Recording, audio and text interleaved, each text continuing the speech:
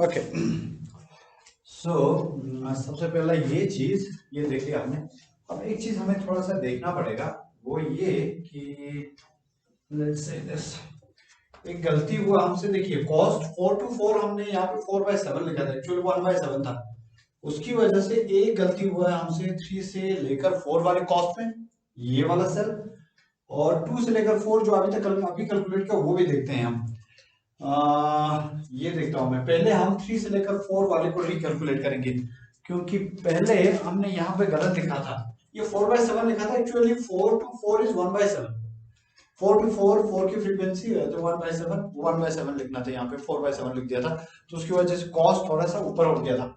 अब देखिए पहले इसको करेंगे, 3 to 4 वाले को फटाफट कर देते हैं ताकि हम फिर 2 to 4 पे आएंगे। 3 to 4, 3 से लेकर 4 तक जाएगा, मीन 3 से लेकर 4, 3 से लेकर 4, ठीक है। तो ये कुछ नहीं होगा बल्कि ये देखिए 3 to 4 दो ही कीज हैं, 3 and 4। तो एक पॉसिबिलिटी है 3 रूट बने, ये आएगा। दूसरा पॉसिबिलिटी 4 रूट बने, एक पॉसिबिलिटी 3 रूट बने, 4 आएगा। दूसरा पॉसिबिलिटी 4 रूट बने, राइट सब ट्री तो ना, लेकिन लेफ्ट सब ट्री पे 3 आएगा। ये दो ऑप्शन हैं। तो ये होगा P3 plus P4, nothing but is P3 plus P4। आप देखिए P3 प्लस P4 क्या है, P3 is 3/7 and P4 is 1/7, that is 3/7। 3 का P3 का 3/7, 4 का 1/7, that is 4/7 प्लस। अब देखिए जब हम r इक्वल टू 3 मानेंगे, रूट मानेंगे 3 को, तो ये वाला केस, जैसे ये सब 3 to 4, तो होगा C of 3 to 2, R3 है, plus C of 4 to 4। 4 to 4 is nothing, this is 0, plus 4 to 4 is nothing but 1/7, ये 1/7 इक्वल टू 1/7। रूट को अगर 3 मानोगे तो 1/7 है, अगर रूट को 4 मानेंगे तो आप देखिए C of 3 to 3 plus C of 5 to 4। देखिए 4 मानेंगे रूट तो लेफ्ट साइड पे आएगा 3 to 3 और राइट साइड पे नल। इसका कॉस्ट 0 है, 3 to 3 का कॉस्ट है भाई, 3 to 3 का कॉस्ट है 3/7। हमने पहले गलती किया था, ये 4/4 1/7 था, गलती से 1/7 था, गलती से हमने 4/7 लिख दिया था उसकी जगह। सो 3/7 प्लस 0 इज 3/7। तो देखिए एक 1/7 है, दूसरा 3/7 है, तो हम चुनेंगे 1/7 को, तो रूट मानेंगे हम 3 को, दैट इज 3 to 4 में रूट होनी चाहिए 3 to 4 में रूट होनी चाहिए 3 से 4 में रूट होने चाहिए 3। ओके, और ये है 3 वाला छोटा है तो 1/7, 4 प्लस 1 इज 5/7, तो लिखेंगे हम 5/7। तो यहाँ पे 7/7 ये गलत आया था क्योंकि वो 4/7 लिख दिया था हमने, वो गलती हो गई थी, 5/7 आ गया। 1 से लेकर 3 में तो 3 से 4 आएगा ही नहीं कभी, क्योंकि ये गलती हुआ था। अब 2 से लेकर जो 4 है उसमें आ सकता है 3 to 4, तो हम वहां पे करेंगे इसको सही, ये वाले एंट्री देखने की कोशिश करेंगे ये सही हुआ है कि नहीं। तो ये वाला एंट्री 2 से लेकर 4, तो हम जाएंगे 2 से लेकर 4, 3 कीज है अपने पास, 2 3 and 4। 2 से लेकर 4, 2 से लेकर 4, तो पहले हम ये देखेंगे, that is this is probability of P2 plus P3 plus P4। P2 plus P3 plus P4, देखिए P2 is 1/7, P3 is 3/7 and P4 is 4/7। 3 का 1 4, 4 का 1 5, तो ये आ गया 5/7। ये हमेशा के लिए 5/7 रहेगा, 5/7 प्लस। अब देखते हैं रूट कौन बनना चाहिए। लेट्स से सबसे पहले रूट को बारी देंगे 2 के लिए, तो ये आ गया 2, कीज हैं 2 3 and 4। लेफ्ट साइड पे तो नल ही आएगा, राइट साइड पे अपने पास है 3 to 4। देखिए इस पूरी ट्री का कॉस्ट देखना है तो सबने सबसे इस सब ट्री का देखना पड़ेगा 3 to 4, और 3 to 4 का कॉस्ट हमने निकाला हुआ है, 3 to 4 का कॉस्ट है 5/7। तो ये देखेंगे तो C ऑफ यहाँ पे भी चेंज करना पड़ेगा 2 और यहाँ पे 4, 2 and 1 R is 2 plus C of 3 से लेकर 4, ये कॉस्ट 0 है, ISI मैनेजमेंट, प्लस 3 to 4 का कॉस्ट है 5/7। तो जब हमने 2 को रूट माना तो हमें कॉस्ट आया 5/7। ओके, अब हम रूट मानेंगे 3 को, r इक्वल टू 3। तो अगर इधर 3 आया रूट तो ऐसा हो सकता है शेड्यूल 3, यहाँ पे 2 हो, एक सब ट्री, एक सब ट्री राइट साइड पे 4। तो हमें कॉस चाहिए 2 से 2 लेफ्ट सब ट्री का, और एक कॉस चाहिए राइट सब ट्री का कॉस जो 4 से 4 है। ओके, सो c ऑफ 2 से 2 प्लस c ऑफ 3 से 3, फॉर्मूले के हिसाब से देखिए आपको यही आएगा। 2 से 2 1/7, 3 से 3 3/7, 1/7 प्लस 3/7 इज 4/7। इससे उससे ऊपर वाले से छोटा है, r इक्वल टू 2। जब रूट मानेंगे हम 4, तो r इक्वल टू 4, तो ये सब ट्री जो है ऐसा कुछ दिखेगा।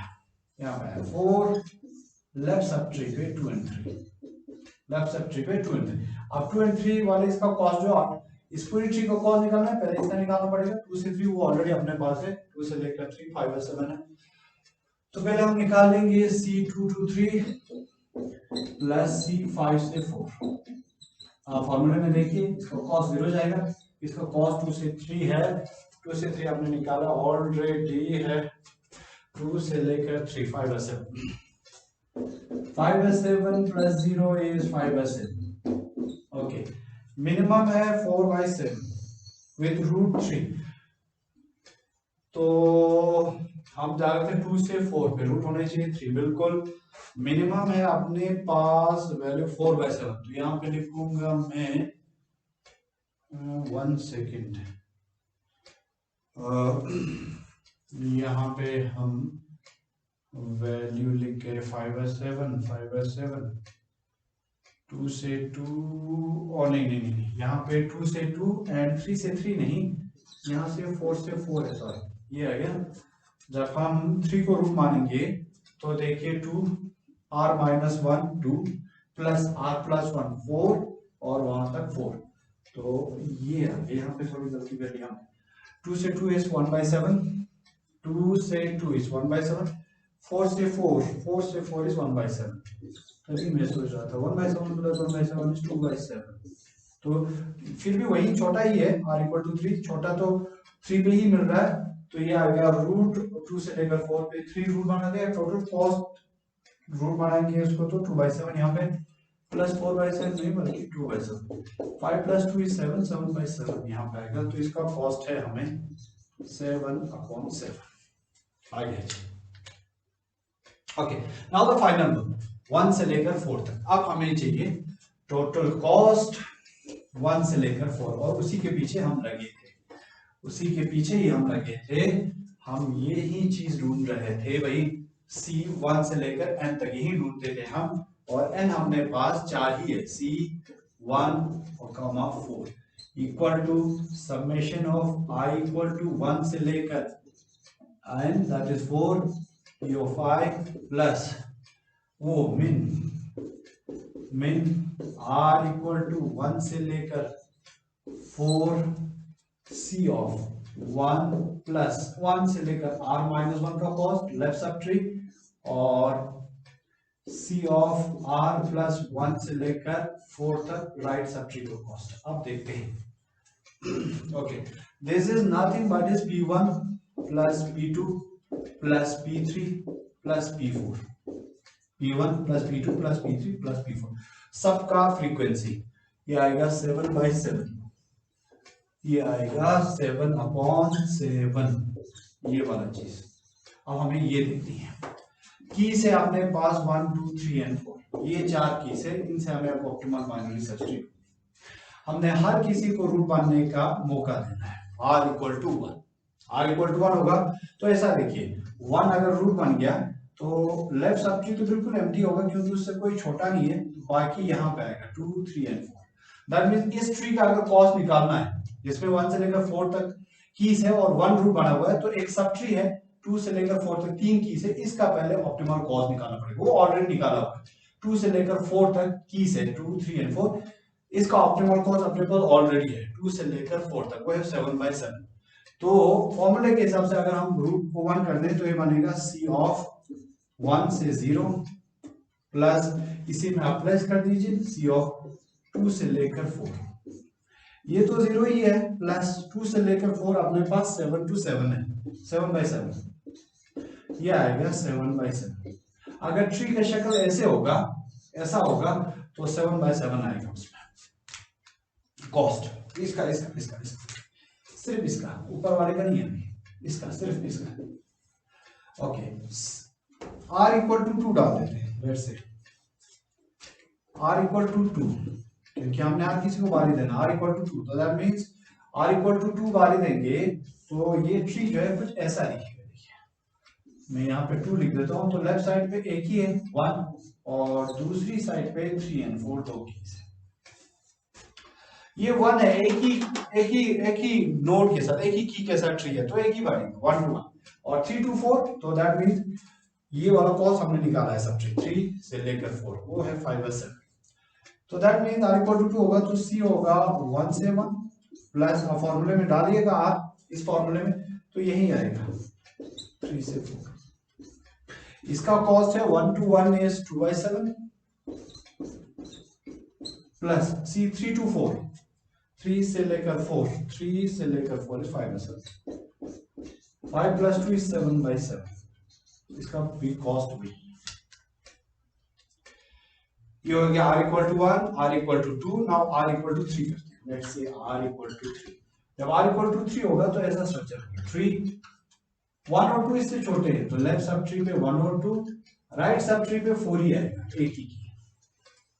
तो दैट मींस इस पूरी ट्री का कॉस्ट निकालना है, तो पहले इस लेफ्ट सब ट्री का ढूंढना पड़ेगा टोटल कॉस्ट, ऑप्टिमल कॉस्ट, इसका ढूंढना पड़ेगा ऑप्टिमल कॉस्ट, इसका ऑप्टिमल को इससे नीचे जाने की जरूरत नहीं है, ऑलरेडी है, इसका प्रोबेबिलिटी ये होगा, इसकी फ्रीक्वेंसी ऑफ द फोर्थ की 1 से लेकर 2, इस वाले सब ट्री का जिसमें दो की से 1 and 2, उसका कॉस्ट ऑलरेडी निकाला 1 से लेकर 2 4/7। तो हम निकालेंगे, ये आप करेगा c 1 से लेकर 2 r इक्वल टू 3 ऊपर फॉर्मूले में डालोगे तो ये बनेगा 4 से लेकर 4, 1 से लेकर 2, 1 से 2 4/7 प्लस 4/4 इज 1/7, 4 तो 1 5 हो गया 5/7।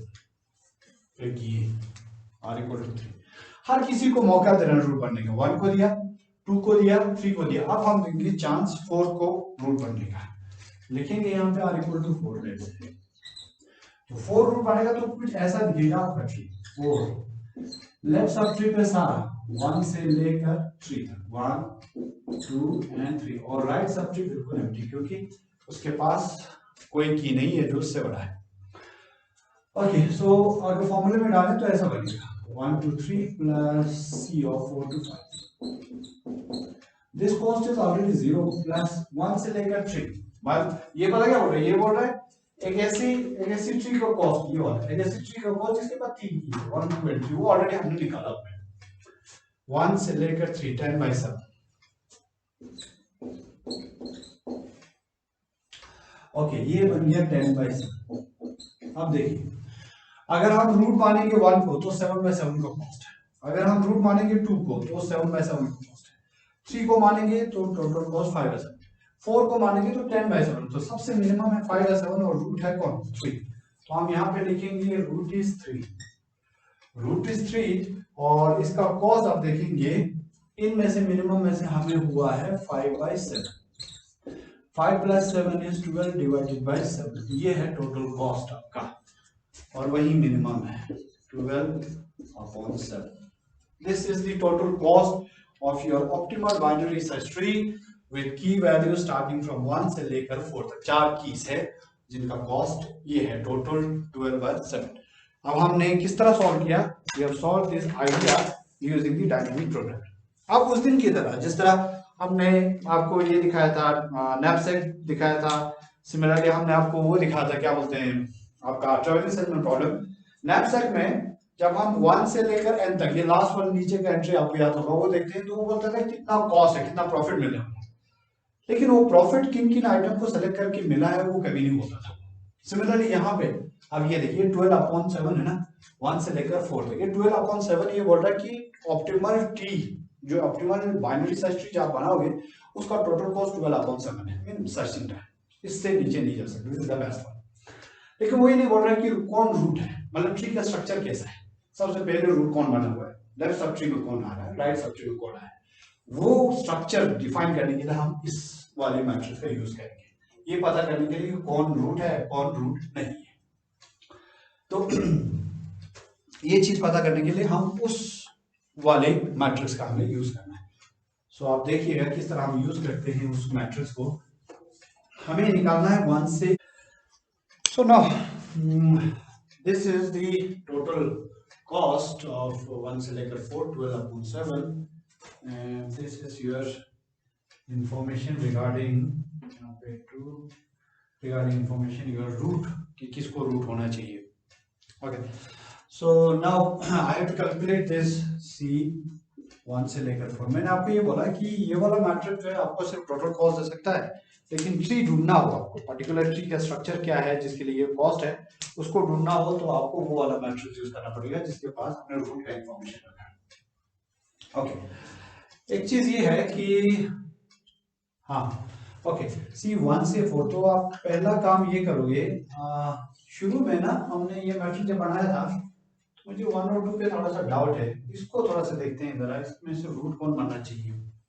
1 से लेकर 2, दैट मींस लेट्स से इसको वो रूट को कंफर्म करना मुझे कि रूट बन रहा है कि नहीं। 1 से लेकर 2 ये बनेगा I इक्वल टू 1 से लेकर 2 P of I plus min of, नहीं ऊपर ही लिख देते हैं, हाँ ये इधर लिखते हैं, कोई बात नहीं, R इक्वल टू 1 से लेकर 2 और यहाँ आएगा C1 से लेकर R माइनस 1 और प्लस CR प्लस 1 से लेकर 2, ये चाहिए ना, इसकी एंट्री है 1 से लेकर 2 की। इसका देखते हैं क्योंकि वहां पे मुझे रूट का थोड़ा सा डाउट है, इसको कैलकुलेट करके this is nothing but is P1 plus P2। P1 plus P2 is 2/7 plus 1/7, that is 3/7, ये तो हमेशा 3/7 है। अब यहाँ पे R equal to 1 and R equal to 2 से लिखते हैं, तो R इक्वल टू 1 होगा तो ये वाला केस होगा 1 0 प्लस C 2 of 2, और जब R इक्वल टू 2 होगा तो ये आएगा C 1 and 1 प्लस C 3 2। ऊपर वाले केस में मैं उसको रिकन्फर्म कर रहा हूँ, वो रूट वाला एंट्री ना हमने बाद में डाल दिया था क्योंकि बनाया नहीं था पहले ना, एक दो एंट्रीज के लिए हमने नहीं बनाया था फिर बनाया था। अब देखिए C1 0, ये तो 0 रहेगा। C22 का कॉस्ट 1/7 ही होनी है जब रूट 1 था। C11 का कॉस्ट 2/7 है और वो 0 है, तो ये अगर प्लस करेंगे तो 1/7 मिनिमम रहेगा, उसके लिए रूट 1 है, तो दैट मींस हमने वहां से गलती कर दी है, यहाँ पे रूट 2 नहीं, यहाँ पे रूट 1 होनी चाहिए। चीज थोड़ा सा मुझे कर रहा था, यहाँ पे रूट 1 है, कॉस्ट पे कोई फर्क नहीं पड़ेगा। देखिए आपका ये 3/7 है, ये पूरा प्लस वहां पे मिनिमम आएगा, मिनिमम अपने पास 1/7 है, सो 3 + 1 = 4/7, 1 से 2 का कॉस्ट बिल्कुल सही है। और रूट में हमने गड़बड़ किया था, रूट में 1 था मिनिमम, हमने मिनिमम 2 को मान लिया था तो रूट 2 लिख दिया था, रूट एक्चुअली 1 है, तो ये चीज गड़बड़ थी, वो मुझे लग रहा था। चलिए एनीवे अब हम ऑप्टिमल बाइनरी सर्च ट्री का स्ट्रक्चर देखेंगे। उसका कॉस्ट 12/7 है, लेकिन ऑप्टिमल बाइनरी सर्च ट्री का स्ट्रक्चर क्या होगा वो हम उस रूट वाली मैट्रिक्स से निकालेंगे। देखिए हमें ये चाहिए कॉस्ट ऑफ C1 to 4, वो हमें 12/7 है, लेकिन स्ट्रक्चर। अब देखिए C1 to 4 का एंट्री देखिए आप, 1 से लेकर 4 तक कीज है, तो रूट होना चाहिए 3 को, तो मैं लिख दूंगा यहाँ पे 3 इज द रूट।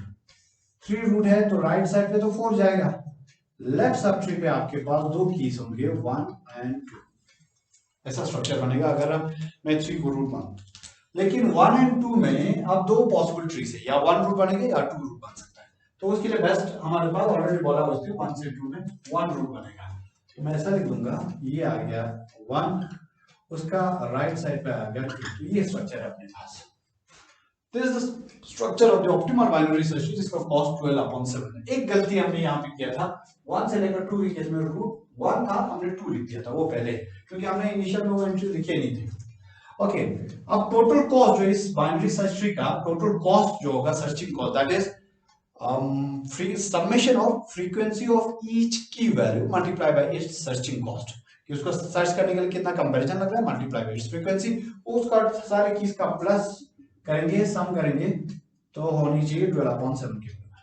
इसका लेवल 0 है तो 0 + 1 = 1 सर्चिंग टाइम लगेगा। इनका लेवल 1 है तो 2 सर्चिंग टाइम लगेगा। इनका लेवल 2 है तो 3 सर्चिंग टाइम लगेगा।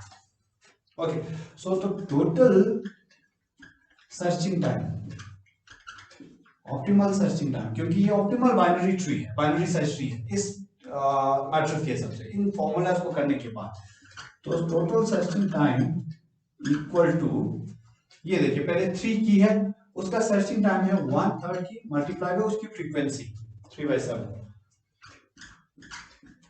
प्लस फिर है 1 उसका सर्चिंग कंपैरिजन है, फिर है 1 उसकी सर्चिंग कंपैरिजन है 2 मल्टीप्लाई बाय उसकी फ्रीक्वेंसी है 2/7, बिल्कुल सही। फिर है 4, ये है 4, इसकी सर्चिंग कंपैरिजन 2 और इसकी कंपेयर ये फ्रीक्वेंसी 1/7 प्लस 4 की 1/7। हम हर की को उसके सर्चिंग टाइम से मल्टीप्लाई करें उसकी फ्रीक्वेंसी से, that is simply p of i, that is simply 1 plus level of that particular key multiply by p of i, p of i means that frequency of that particular की।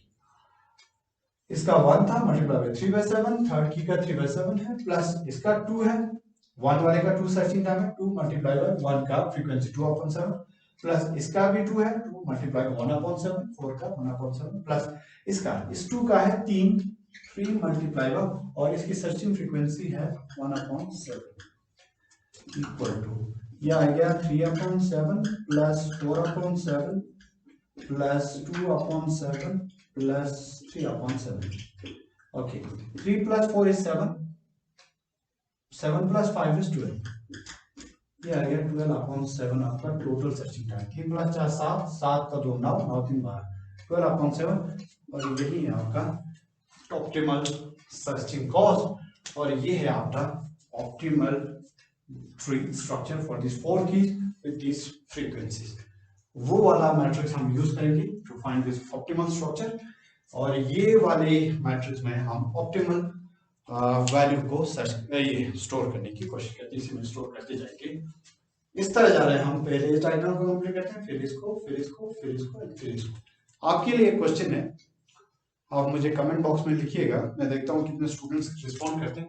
Why we are feeling in this direction, मैं इस तरह fill क्यों कर रहा हूँ diagonal wise, मैं इस तरह क्यों फिल नहीं कर पा रहा हूँ, why I am not able to fill this way, मतलब पहली रो को फिल करेंगे, फिर सेकंड को, फिर थर्ड को, फिर फोर्थ को, फिर दिस को, हम ऐसे कर रहे हैं फिलिंग। देखिए पहले ये, फिर ये, फिर ये, फिर ये, और लास्ट में ये वाला चीज, इस तरह पहले ये फिल किया, फिर इसके बाद ये वाला फिल किया, इसके बाद ये वाला फिल किया, फिर इस तरह ये डाला, फिर लास्ट में ये, इस तरह फिल कर रहे हैं। So we need to fill in this fashion, हमें इस तरह फिल करने की क्यों जरूरत है, ये आपसे मुझे कमेंट बॉक्स में आंसर चाहिए। सो यहाँ पे स्टॉप करेंगे, next lecture we are going to draw the final algorithm and do the final analysis.